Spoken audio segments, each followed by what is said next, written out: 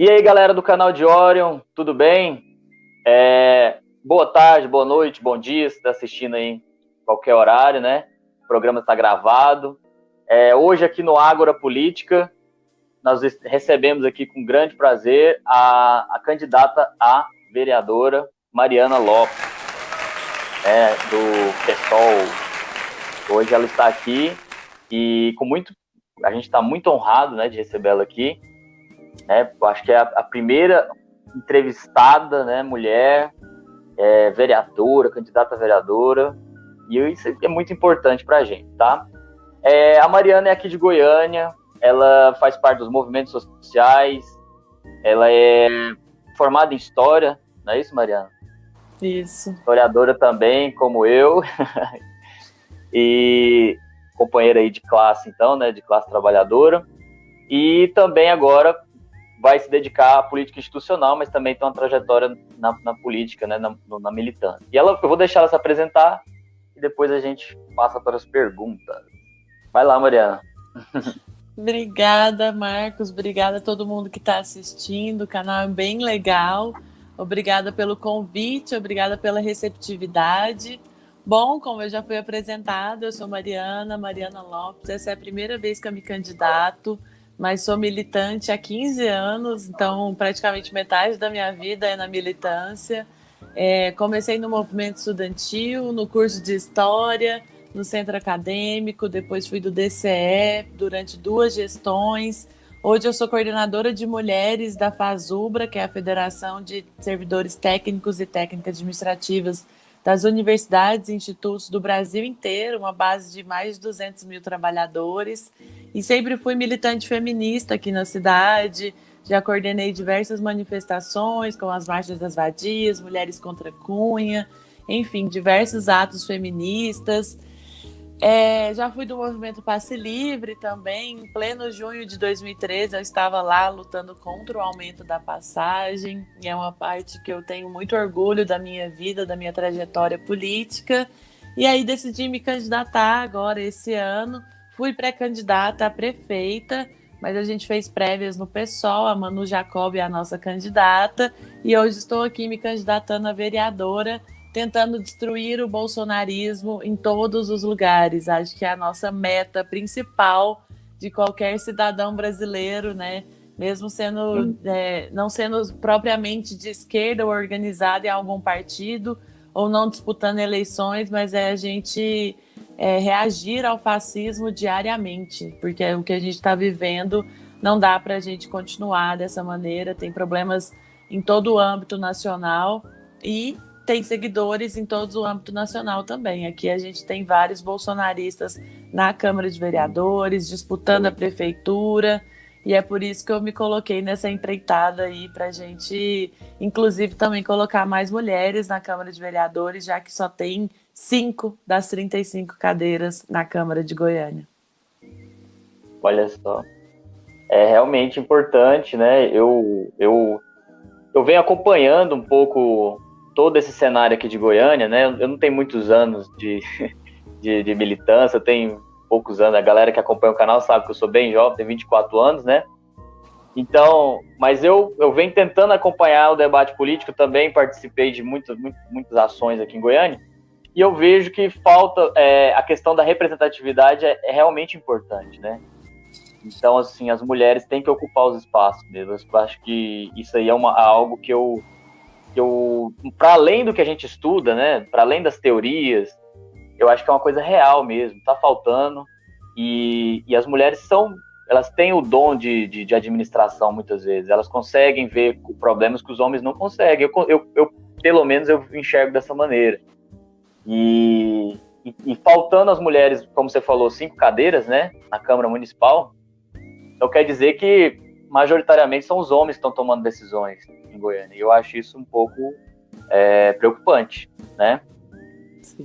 Então, essa é a chance, né?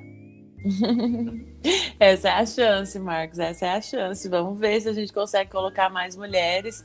A gente tem candidaturas feministas e coletivas no PSOL, e tem a Manu para prefeita. A gente fez questão de que a nossa candidatura à prefeitura, tanto se fosse eu quanto se fosse ela, a gente tinha certeza de que seria mulher, né, uma política do partido.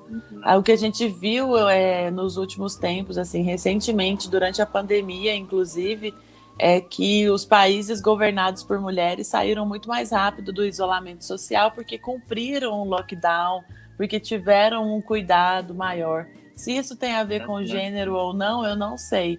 Mas que as mulheres precisam sim ter mais espaço dentro da política, porque senão o que a gente vai ter é uma sociedade como a gente tem há séculos, você como historiador sabe muito bem disso, a sociedade patriarcal das leis feitas por homens e para homens.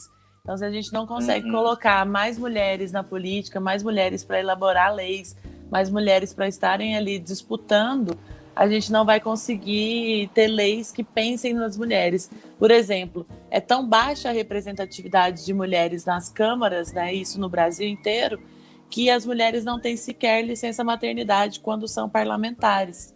Duas deputadas federais do PSOL, a Thalíria Petroni e a Aura Carolina, engravidaram durante a legislação delas agora, na Câmara dos Deputados lá em Brasília, e elas não têm direito à licença maternidade. Foi uma luta para conseguir isso. Então, isso não é permitido, né? Algumas vereadoras também e deputados aqui de Goiás que engravidaram durante o período da legislatura também não tiveram licença maternidade, para a gente ver como essas casas do povo não são pensadas para as mulheres do povo. Exatamente.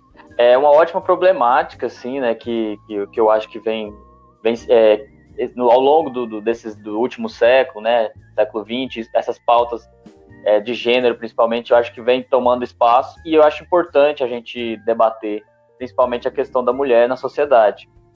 Que, para além da teoria, como eu falei, é evidente, né? Então, assim, a galera que acompanha o canal vê que eu trouxe até hoje convidados homens. Isso me incomoda muito. O pessoal Fico feliz de estrear. Fico feliz de estrear como a primeira convidada mulher.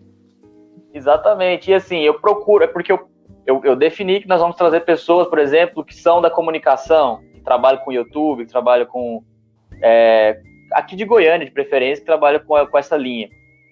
Eu já entrei em contato com algumas mulheres super competentes aqui de Goiânia, mas elas já são tão requisitadas que não sobra tempo para elas participarem de um programa menor como o nosso, né, dos outros quadros. E acaba que no nível que a gente está aqui debatendo ainda, não tem tantas mulheres participando ainda, né? Então eu acho que é a questão que falta ocupar os espaços ainda, né? E a gente precisa incentivar as mulheres a entrar nos espaços. Eu acho isso muito interessante e eu acho que a sua candidatura representa isso, né? Pelo menos pelo que eu estou vendo, e a gente vai conhecer mais hoje, né? As mulheres durante muito tempo foram confinadas em casa no trabalho reprodutivo, né?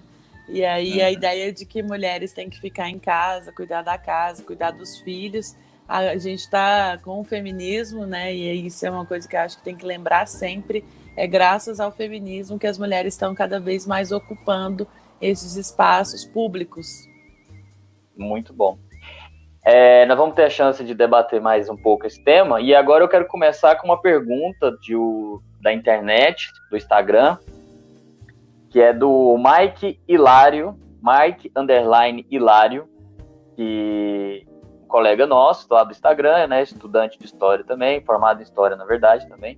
E ele pergunta, quero saber como ela, a Mariana, né, enxerga a lógica centro-periferia em Goiânia. Digo, a atenção que o município tem com as áreas mais ricas e a especulação imobiliária em torno dos parques e o esquecimento das periferias em educação, saúde e lazer. Muito boa essa pergunta, Mike. Obrigada. No meu site, que foi lançado na semana passada, que está todas as minhas propostas, meu programa, né? Na verdade, candidata a vereadora não tem um programa, porque é um mandato legislativo, a gente não tem programa de governo, mas a gente tem propostas do que a gente vai apresentar na Câmara de projetos de lei, de fiscalizações e defesas, né? Enquanto vereadora. E para a gente formular essas propostas que hoje estão no site, que em breve também vão ser divulgadas nas redes sociais e já estão circulando nas ruas o meu panfleto, o meu material de campanha, a gente fez reuniões de 12 setoriais, A gente dividiu uma equipe de mais de 50 pessoas que estão comigo, a equipe da Mari, Muito que bom. o pessoal chama. E a gente formulou na pré-campanha, a gente dedicou esse tempo na pré-campanha para formular as propostas. Então, tem propostas de mulheres, educação, serviço público, esporte e lazer, antirracismo, intolerância religiosa, saúde. Enfim, são bastante setoriais. Convido a galera para entrar em marianapessoal.com.br. E nessas propostas, eu estou me lembrando agora, tanto no setorial antirracista, quanto no setorial de esporte e lazer, quanto no de mobilidade urbana, essa questão dessa suposta dicotomia entre centro e periferia foi colocada por todos esses setoriais, no sentido de que no esporte e lazer, essa questão dos parques foi colocada, de que existe muito parque, né? Goiânia já foi considerada a cidade mais verde do Brasil, depois perdeu o posto para Curitiba, e agora a gente está lá atrás. Porque a gente tem muitos parques, mas aonde ficam esses parques, né? Vaca Brava, Lago das Rosas, Areião, são todos em áreas nobres da cidade. Na periferia, não há sequer uma praça bem cuidada. Por exemplo, ali na Jardim Botânico, e que durante muitos anos ficou à míngua, né? Eu morei naquela região, morei na Vila Redenção a vida inteira, e tem uma boa parte da mata da Jardim Botânico ali, que passa pelo Jardim Botânico, passa dentro da Redenção. E aí pega um pouco dos bairros ali de Santo Antônio, um pouco vai até o setor Pedro Ludovico. Aquele espaço ficou à míngua durante muitos anos. E aí, quando a prefeitura começou a cuidar daquele lugar, é justamente quando a especulação imobiliária veio e quis transformar aquilo ali num novo paliteiro, né? Num novo lugar de prédios, a exemplo do que é no Parque Flamboyant hoje. A área do Parque Flamboyant é do dono do Shopping Flamboyant, ficou mais de 20 anos ali parada, e quando ele cedeu o terreno para a prefeitura, ele vendeu as áreas em volta para as construtoras fazerem aqueles prédios. Então é um caso gravíssimo de especulação imobiliária. E o novo plano diretor, que o Iris Rezende, né, porque o plano diretor é elaborado pelo Executivo e a Câmara de Vereadores vota e coloca adendos. Esse plano diretor que o Iris Rezende mandou para a Câmara de Vereadores, que não foi votado há algumas semanas atrás, mas que eles estavam querendo votar todo o tempo, assim, a toque de caixa, esse plano diretor ele prevê a criação de uma cidade 5 vezes maior. Mas só que essa cidade 5 vezes maior vai aumentar ainda mais essa disparidade entre centro e periferia. Então, a juventude negra, como eu disse no começo, que a gente falou disso também no setorial antirracista, a gente falou da juventude negra também, que está nas periferias, que muitas vezes não tem condições de ir até o centro da cidade, e quando faz seus eventos culturais, tá? Enfim, vivendo a sua vida, né, de juventude, né, nos seus bairros periféricos, tem repressão da polícia. A gente falou muito sobre essa dicotomia centro e cidade também ao falar sobre cultura, do quanto os eventos culturais na cidade são centralizados, ficam aqui tudo naquele miolo ali de Teatro Goiânia, Goiânia Ouro, enfim, em outros teatros, né, em áreas centrais ou áreas nobres, né, ditas nobres da cidade, e a mobilidade urbana, porque se a gente tem a realidade hoje em Goiânia de uma passagem de valor altíssimo e de que as empresas, a maioria delas, só dão a passagem de ônibus, né, o auxílio transporte para os trabalhadores e trabalhadoras irem e voltarem para seus trabalhos, no final de semana essas famílias não têm condição de aproveitar nada dos benefícios de lazer que a cidade tem. Então, porque elas não conseguem ir até o centro da cidade para aproveitar tudo isso. Com certeza, né? Aquela história, vamos oferecer só trabalho, né? Vamos oferecer só o benefício de você trabalhar. Você não faz parte da cidade, você não é cidadão. Isso é crueldade que vem sendo feita na política goiana, né? Há muitos você tocou anos, muito né? bem, né? Há muitos anos, né? Tocou muito bem nesse ponto aí. Eu acho que é um problema gigantesco, né? Eu já falei em outros momentos aqui no canal que, por exemplo, aqui no setor onde eu moro, se você não tiver um carro, você praticamente está isolado, porque o ponto de ônibus, os pontos de ônibus é dois, na verdade, e contando com o eixo Anhanguera, que está uma distância boa daqui. Então, é bem complicada a mobilidade nas periferias. Então, é uma coisa que tem que ser pensada também, né? É um outro tema para a gente estar abordando. Mas, antes de entrar nesse outro tema, eu queria que você respondesse uma pergunta que veio do artista Rômulo Vaz, né? Ele vai apresentar para a gente aí, fazer a pergunta dele, e você, em seguida, responde. Beleza?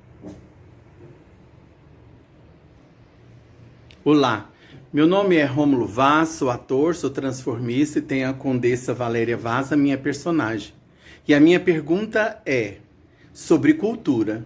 Dentro do seu programa, dentro da sua luta, o que você vai defender o artista? O que você vai fazer para a cultura, em prol da cultura e em prol dos artistas? A gente tem visto que muita gente fala muita coisa, mas ninguém faz nada em favor. Existem muitas leis, muitas verbas, muitas coisas. Mas o que é que você vai lutar em favor dos artistas?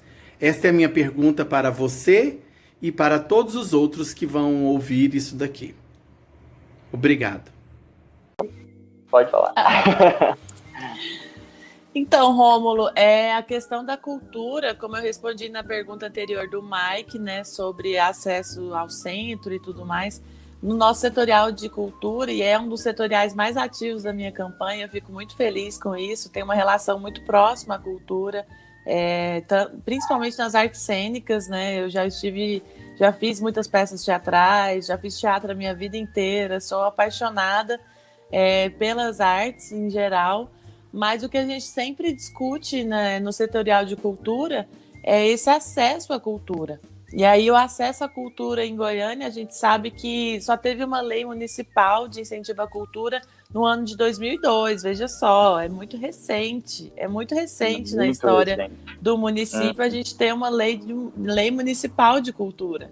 Hoje nós estamos em 2020, então tem 18 anos apenas que a gente tem um incentivo municipal para a cultura. A gente não tem mais editais para que seja feita pontos de cultura, que é uma experiência muito legal também, de que vários bairros, né, inclusive bairros periféricos, a maioria deles, as pessoas concorrem a editais e montam espaços para fazerem pontos de cultura nos bairros. Por exemplo, eu dou aqui o exemplo do Vera Cult, né, que é um ponto de cultura lá no Vera Cruz, um bairro enorme de periferia, um bairro que eu adoro, tenho muitos amigos lá. E a gente estava conversando com a Rochelle, que é uma das diretoras do ponto de cultura lá do Vera Cult, e ela estava falando que eles já produziram filmes, já fizeram clipes, enfim, e que boa parte, né, se não todos os atores e atrizes e figurantes das produções cinematográficas que foram feitas lá no Vera Cruz são moradores do Vera Cruz. Então a gente acaba descobrindo talentos que muitas vezes, se a gente não tivesse esse apoio, não tivesse esse ponto de cultura, a gente nunca descobriria. Então, ter mais editais de financiamento, mais editais de ponto de cultura é importantíssimo. E a cultura também dentro das escolas, porque se a gente faz uma agenda de cultura, de apresentações, de um ensino artístico integral para as crianças, né, desde o CMEs, a gente consegue formar plateia, formar público, e aí isso vai retroalimentando, né? Essas crianças, quando crescem, continuam participando de eventos artísticos. Então, uma coisa que o pessoal sempre reclama em Goiânia é que as próprias pessoas, os próprios artistas, assistem os próprios espetáculos dos colegas, mas que não tem uma formação de público. O que é isso, formação de público? Não há em Goiânia uma cultura de se ir ao teatro, de ir a um espetáculo de dança, de ir a uma galeria de arte para apreciar a obra de artistas plásticos. Não há essa cultura. A gente tem muita cultura do show, mas a gente não tem muito a cultura de apreciar outros tipos, né, artísticos. Então, se a gente começa desde a escola, e aí um papel de uma vereadora é fiscalizar se a educação está sendo a contento, né, sobre essa área cultural, a gente fiscalizar que a Secretaria de Educação tenha, de fato, educação artística nas escolas e CMEs, porque a gente consegue formar público, formar plateia e a gente consegue mudar um pouco esse cenário, né? E que a gente valorize mais a produção local. A gente tem muitos grupos de teatro, a gente tem muitos grupos de dança, a gente tem muitos artistas da música, grandes compositores, a gente tem muitos artistas visuais e muitas vezes a gente não consegue valorizar o que a gente produz aqui, que é tão bom. Muito bem. Concordo também. Acho que as artes aqui em Goiânia tá um pouco assim congelada na questão do investimento, né? Porque artista tem de monte, né? O Rômulo é um deles, né? Que apareceu aqui pra gente, um artista genial, né? O pessoal siga ele aí no canal, no Instagram. Vou deixar aí o Instagram dele. Ele é drag transformista também. Então ele tem um canal de drag e tem o canal dele. Então assim, muito bom. Ele acompanha vários debates. A gente participa junto de live. Então assim, um artista completo. E eu acho que dentro dessa mesma questão, eu queria fazer também uma perguntinha básica, assim. Mariana, o pessoal vive falando que, por exemplo, para as artes, eu já participei de edital de cultura também, banda, né, a banda que a gente tinha, já participei de alguns editais da Secult, e a gente, da Secult, no caso, é do Estado, mas já participei também de editais, verbas municipais também, a gente já teve ligado a um pouco isso. E sempre a justificativa que vem há alguns anos tá faltando verba, esse ano a gente vai ter que privilegiar outra coisa, né? Esse ano não vai ter um corte, nós vamos aumentar os nossos salários, coisa do tipo. E como que você vê para enfrentar esse tipo de argumento raso quando o assunto é cultura? Você acha que como que vai ser o seu enfrentamento ali na Câmara? Então, Marcos, tem uma questão que é legal explicitar isso para a galera que está assistindo, porque muitas vezes a gente pensa numa vereadora, num vereador, até pelas propagandas que são feitas por muitos candidatos, a gente pensa que pode mudar o mundo na Câmara de Vereadores. A gente pode mudar muita coisa. Mas uma das coisas que é proibido, assim, institucionalmente mesmo, para uma vereadora, é criar gastos ao executivo. Então, o que a gente pode fazer é fazer projetos de lei que, se aprovados, vão para a sanção do prefeito ou da prefeita que vão ser eleitos agora. Mas a gente não pode criar gastos, né? Então, essa questão, por exemplo, de verbas, né, de ter mais verba para a cultura, isso seria uma ação muito mais fiscalizatória. Seria o que é uma das funções de uma vereadora também. Uma coisa que aconteceu agora recentemente com os artistas de Goiânia durante a pandemia foi que a lei municipal, né, de incentivo à cultura é uma lei que faz a captação de recursos de empresas. Não sei se todo mundo entende como é que é feita essa lei de captação de empresas. As empresas têm isenção fiscal e aí, a partir disso, é repassada essa isenção para os artistas, para os projetos aprovados em editais. Agora, durante a pandemia, muitas empresas não estavam pagando. E aí, justificando, obviamente, que estavam falindo, e aí quem levou a pior, né, nessa história, a corda que arrebenta para o lado mais fraco? Os artistas. Os artistas ficaram sem receber nada durante essa pandemia, ou seja, já estavam sem receber porque a última coisa que vai voltar, né, agora a gente ainda está em pandemia, voltando aos poucos as coisas, mas a última coisa que vai poder voltar são aglomerações artísticas, são, enfim, shows, imagina show. O pessoal da graxa, né, como eles costumam chamar, o pessoal que fica no backstage de shows, o pessoal está realmente passando fome. E aí, no município, que a gente sabe, e isso relatos de vários artistas que conversaram comigo e pediram ajuda mesmo, né, do que a gente pode fazer em relação a isso, é de que a prefeitura não estava pagando. E a gente vê que há uma grande descontinuidade em relação a esses editais na prefeitura, no estado de Goiás. A grande reclamação, por exemplo, recentemente teve manifestações no Paço Municipal de artistas que não foram pagos pela lei Goiáses, né? A Rouanet Nacional, pela lei Goiáses do estado de Goiás, porque foram contemplados, né? Ganharam o edital, mas não foram pagos, assim, coisas de anos atrás, enfim.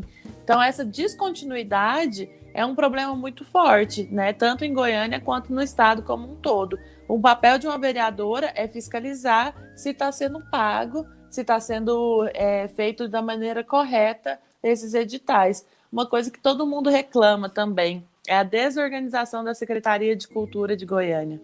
A gente teve recentemente, não tão recente assim, mas a gente teve escândalos na Secretaria de Cultura de Goiânia com o Kleber Adorno, né, que era secretário. Enfim, então teve vários esquemas assim bem nebulosos. E todo mundo reclama também dessa falta de organização na Secretaria de Cultura de Goiânia. Esse é o papel de uma vereadora, é fiscalizar se está funcionando direitinho. Então, nesse caso de uma secretaria, só botando mais uma palha nessa fogueira aí, nesse caso da falta de organização da secretaria, como eu conheço também que a Secretaria de Educação tem um monte de problemas, né, que a gente já enfrentou, fizemos movimento já por concurso fraudulento, falei isso até no vídeo passado. Então, como que o vereador, você acha que ele tem que agir frente nessa fiscalização? Porque eu cheguei a acompanhar o trabalho de alguns vereadores nessa época, e eu vi que o que eles puderam fazer foi, a gente vai conversar com o secretário do municipal, vamos conversar com o Marcelo, que era o secretário. Não, conversaram com o Marcelo, aí conversou e ficou nessa conversa, não resolveu o problema de que 90% do edital foi desclassificado sem motivo. Professores foram desclassificados do edital sem motivo. 90%, tipo assim, não, vocês não servem para estar aqui e nós não vamos falar por quê. Então, assim, como que você acha que o vereador tem que se posicionar? Você acha que é chamar o povo para conversa ou você acha que é vocês mesmo da maneira institucional? O que eu acho bem complicado. Pois é. Esses vereadores e vereadoras aí que você não citou nome, mas assim, faltou coragem, né? Faltou coragem de enfrentar o poder executivo em defesa dos trabalhadores e trabalhadoras. Esse não é um papel de um vereador. Só falar que vai conversar e não conversar. E, na verdade, não é só conversar, nós vamos conversar com o secretário. Não é só isso.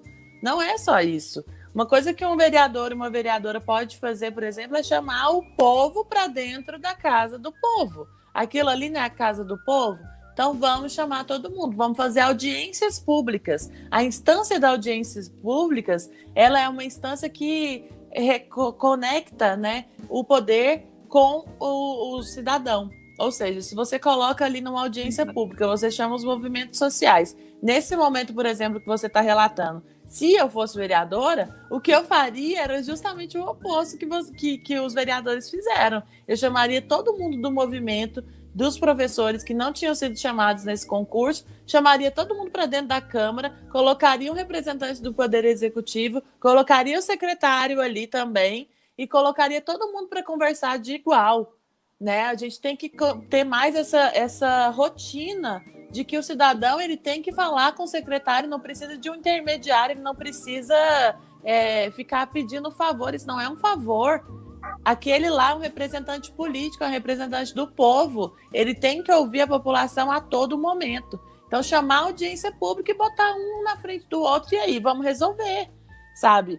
É uma coisa que a gente sempre fala dentro do PSOL, e eu uso isso também como slogan, muitas vezes quando as pessoas falam, nossa, você é corajosa de se colocar como candidata a vereadora. Gente, o futuro pede coragem. Se a gente não tiver coragem para enfrentar esse futuro, ainda mais no Brasil, com Bolsonaro, ainda mais nessa velha política que a gente tem em Goiânia, né, de tantos anos de MDB, com poucas passagens do PSDB, né, quando foi União.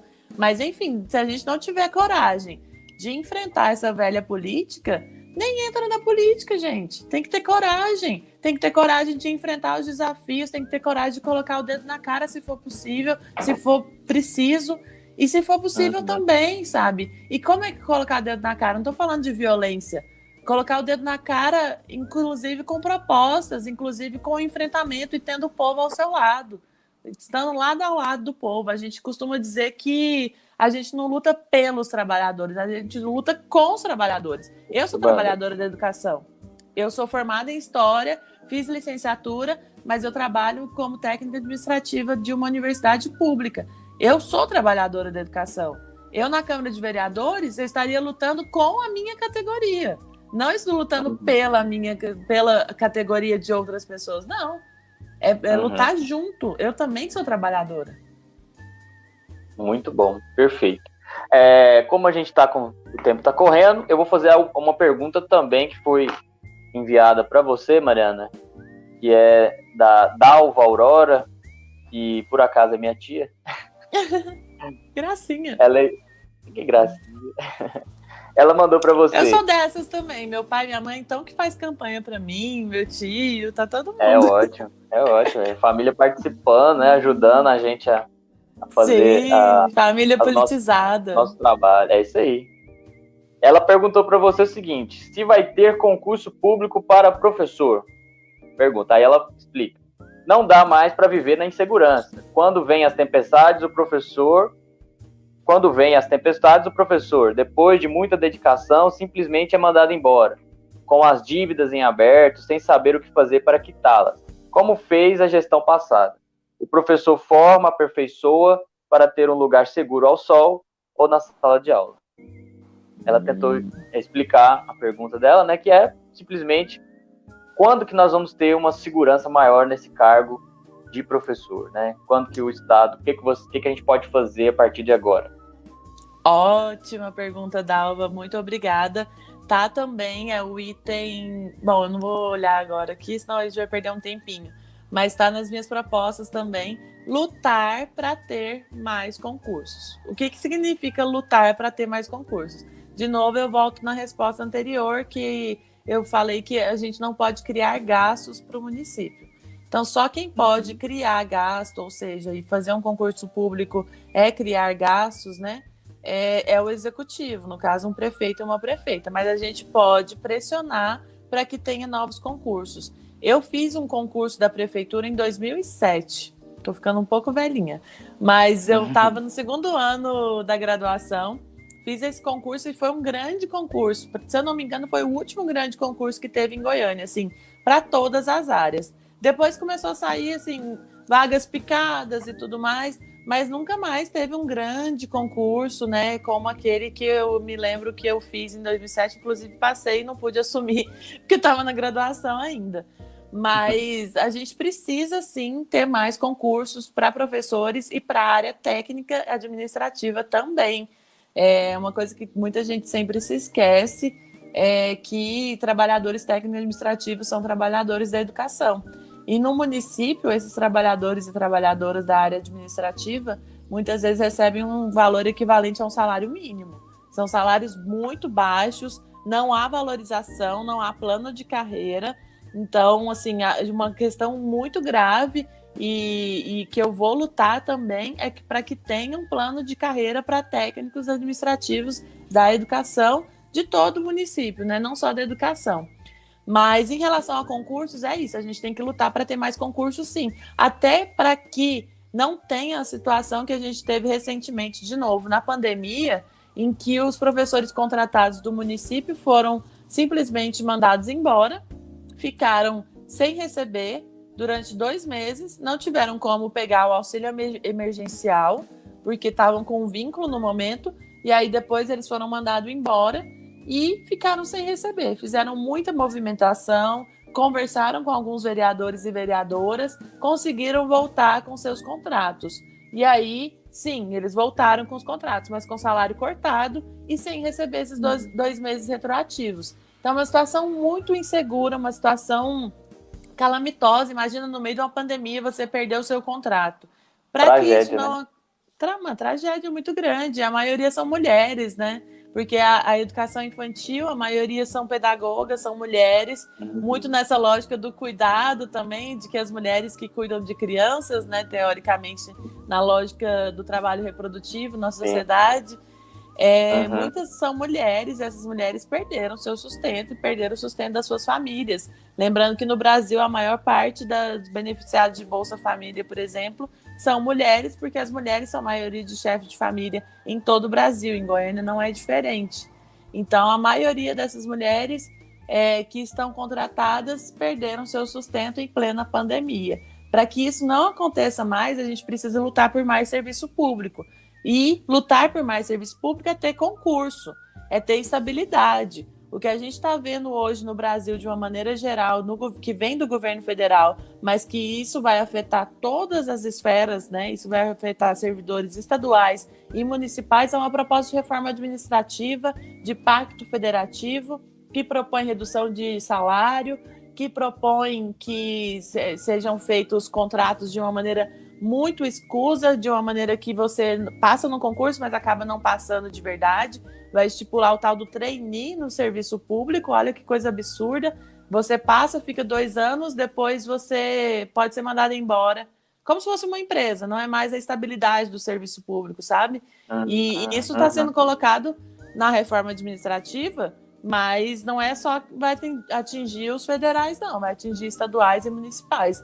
Então, lutar pela valorização do serviço público é uma primeira premissa de toda a minha campanha, sabe? Eu sou daquelas, sim, que acredito que o serviço público é competente, não acredito nessa ideologia neoliberal de que fala que funcionário público não faz nada, é preguiçoso, é vagabundo, como já teve presidentes anteriores que falaram isso da gente. O Fernando Henrique Cardoso chamou funcionários públicos de vagabundos. Eu não acredito em nada disso e uma das premissas principais da minha campanha é a defesa do serviço público e a defesa da educação. Muito bem, adorei a resposta, acho que passa por aí mesmo, que nós temos que enfrentar, né, muito mais do que agora se contentar com a situação, né, a gente vai ter que enfrentar um caos político, um caos econômico que está aí já na porta, uma crise econômica gigantesca que não tem precedente na história, né? E como que a gente faz? A gente vai cruzar os braços, falar, agora a gente vai deixar o Brasil ir por água abaixo, né? Pensando até no ponto de vista do Brasil inteiro. E... Você sabia que, só te interromper um pouco, Marcos, você sabia, não, saiu na semana passada no Jornal Popular que só tem 16 candidatos a prefeito esse ano, né? Desses 16, só 3 têm no seu programa de governo propostas de enfrentamento à Covid, porque eu acho que, não sei, a galera deve estar achando que a pandemia acabou, né? E propostas pós-pandemia. Gente, o que passa na cabeça desses candidatos e candidatas que não estão pensando no mundo pós-pandemia? Eles acham que só andar de máscara e falar novo normal é pensar em política pós-pandêmica? Não, a gente tem que pensar em política pública. A gente precisa pensar em gerar emprego e renda. Tem muita gente, tem 12 milhões de desempregados hoje no Brasil. Como é que a gente vai fazer com isso? E aumentando, né? Aumentando a cada dia. E é muito interessante você falar isso, porque realmente a retórica que está vindo agora, principalmente do governo federal, é de que eles estavam certos, que a pandemia não é tudo isso, de que deveria ter deixado acontecer sem o isolamento. O que está chegando para a gente agora é esse tipo de argumento, que é um absurdo. 151 mil pessoas morreram já, né, vítimas dessa doença, e o isolamento não foi total, mas foi importante para pelo menos conter um avanço primário, né?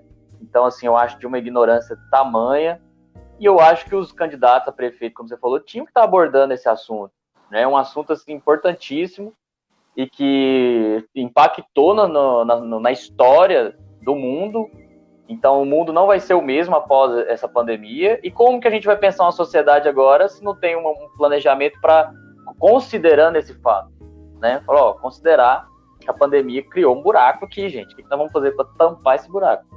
Né? Sim. Vamos ter que correr atrás de financiamento, vamos ter que correr atrás de criar novas vagas de emprego, profissionalização, né? Tudo que a gente sabe que produz renda, como você falou, né? Alguns analistas de economia estão comparando, né, prevendo que a crise pós-coronavírus vai ser uma crise talvez até pior que a de 29.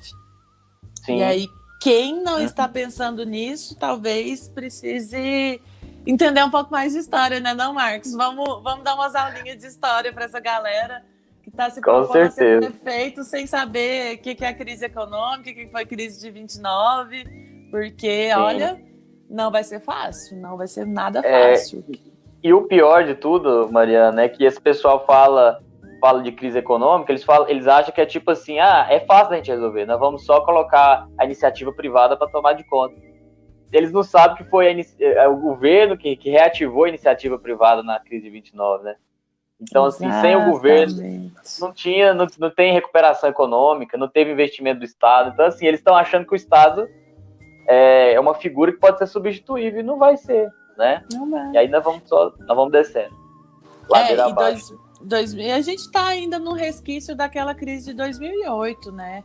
A gente está num rescaldo ainda da crise de 2008, a gente ainda está no tempo histórico, a gente ainda está vivendo a crise de 2008. Mas agora, com a pandemia, vai ter um aprofundamento muito maior. E a crise de 2008, que quando chegou aqui, o então presidente Lula disse que era uma marolinha. Em 2014, a gente viu com a Dilma que não estava tão marolinha assim, não, né? Não era tão marolona. Era uma marolona, né? Eu vou pegar só mais uma pergunta. Como que basicamente o que ele perguntou era quais as suas propostas, ideias para a gente estar trabalhando na questão da saúde mental. E ele mandou beijo também para você. Quem é? Fala aí quem é. É o Rafael. Deixa eu pegar o nome dele. Ele acabou de mandar assim, aí eu vi, eu falei, vou ter que fazer a pergunta para ela. Estava aberto as perguntas até agora, eu falei, não, a pergunta é ótima. Mas é o... Cadê? É porque eu mudei. Aí, ó, Rafa _Melo 77. Muito bom, muito bom. Obrigada pela pergunta, Rafa. Então, a saúde mental é uma questão que também é muito importante, muito cara nas minhas propostas, né? É muito cara na minha vida, na verdade, e eu acho que isso eu não tenho que ter nenhum tipo de vergonha. Pelo contrário, eu lutei minha vida inteira para desmistificar e tirar esse estigma de quem tem transtornos, né?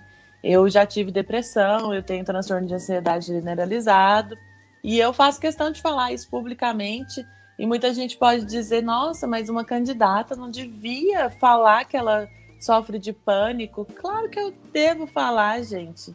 Eu sou um ser humano, né? E acho que a gente tem que lutar cada vez mais para que esse tipo de conversa não seja um tabu.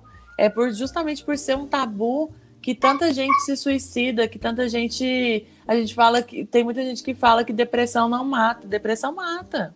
Depressão mata, porque a consequência da depressão muitas vezes é o suicídio.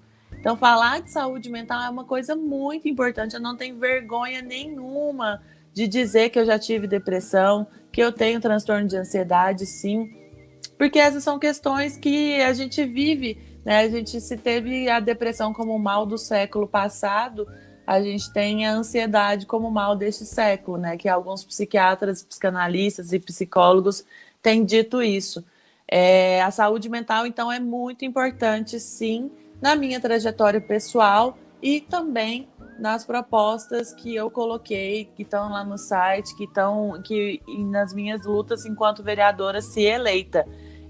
Na equipe do setorial de saúde, eu gosto sempre de referenciar a minha equipe, aos setoriais da campanha, porque nada foi feito sozinha. E no setorial de saúde tem uma trabalhadora enfermeira, né, que também, para a gente sair desse estigma de que saúde é pensada só por médicos, que na verdade não é bem assim, é uma equipe multiprofissional, além de médicos e médicas, tem enfermeiras, fisioterapeutas, psicólogos, etc. E tem uma psicóloga, aliás, tem vários psicólogos na minha equipe.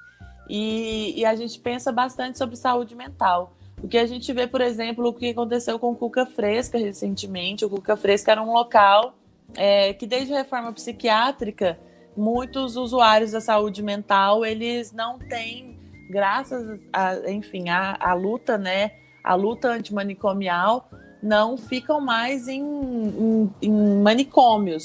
E aí, qual que é a questão, né? Eles agora têm os tratamentos, ficam em casa, alguns ficam em residências terapêuticas, né? Os que viveram, por exemplo, a vida inteira em manicômios e não conseguem ou não têm família, né, para retornar para suas casas desde a reforma psiquiátrica. Então, eles fazem o tratamento nos CAPs. E olha só, isso se relaciona com mobilidade urbana, sabia?